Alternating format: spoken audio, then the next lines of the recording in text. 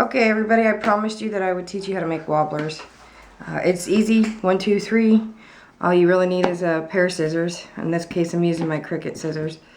Some tape, a marker or pen of some sort, thin wire, and I got this at Tuesday morning.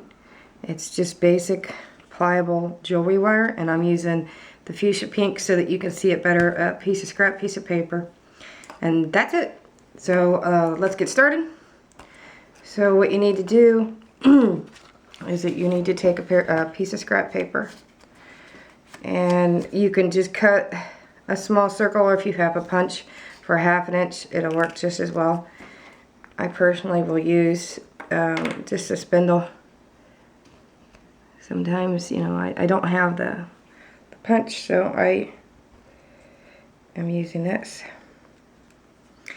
Okay, so of course you'd cut around. Make sure it's double folded so that you get 2 pieces. Okay, to make it a little shorter, I actually have 2 already cut. So there's your 2. If you can, try to save it and you get more pieces out of it. So I have 2 pieces here. Then you take, I'll close the marker up. Then you take the wire. Pliable wire, doesn't really matter what gauge it is. I don't know why it's sticking here. See, I can bend it and move it. So you take the wire and you just go with your thumb, stick your thumb here, and you bend it around to where you can see 3 lines. You'll get a full loop and maybe 2 half loops. So now this is what you get.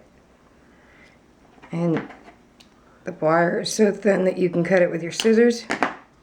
There you go. There's your spring. It's so easy. You take a piece of tape. You go underneath to get that piece right here. Make sure it's sitting. You stick it down as close to the middle as you can. And you can bend it over. Cut off the excess, not that it's a huge deal. And of course you're going to repeat for the top half.